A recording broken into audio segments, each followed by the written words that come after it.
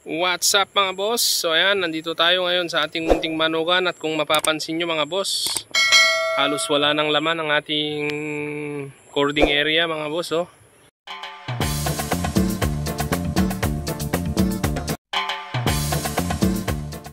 Ayan, kasi nabili na mga boss yung natirang stags. Wala na, ubus na.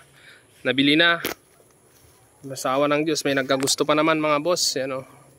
Ilan na lang, yung tatlo na lang yung nandyan mga boss, yung broodcock na lang na dalawa. Yung isang broodcock doon sa dulo is yung pinabreed sa atin ngayon na McLean Hatch. Tapos yung natira dito na isa is yung red quail na galing kay Candice Jean Game Farm, Sir Charlie Cross. At yung natirang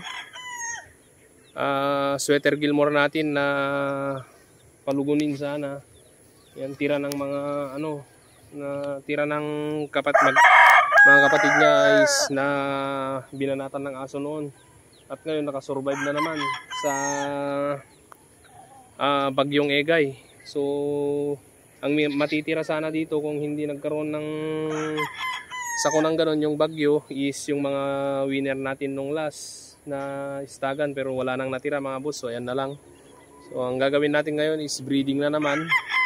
Magbibreed tayo ng stags mga boss. Ayan o.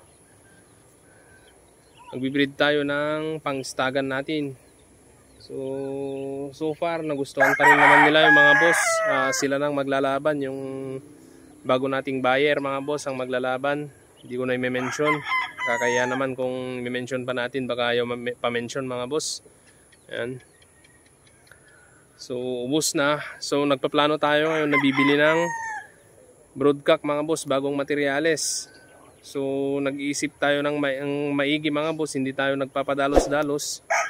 Meron sana tayong kukunin dun sa may bandang norte, kaso sold out na siya at merong isang naka-reserve. Kung hindi sana kukunin, tayo sanang kukuha, pero kinuha naman, so option tayo ng iba mga boss. Yan.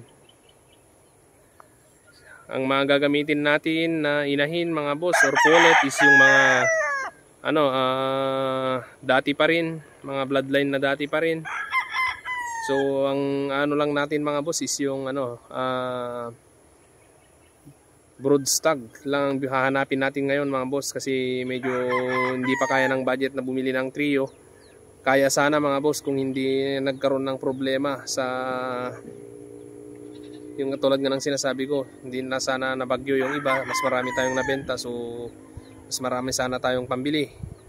So itong naipon natin ngayon is pambili lang ng broodcock mga boss. So okay na rin yun, kasi konti lang naman yung nabenta natin mga boss. Hindi naman katulad dati na medyo nakabenta tayo ng marami. Ayan.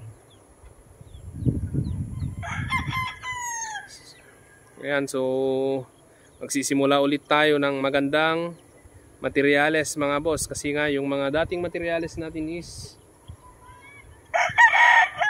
wala na. So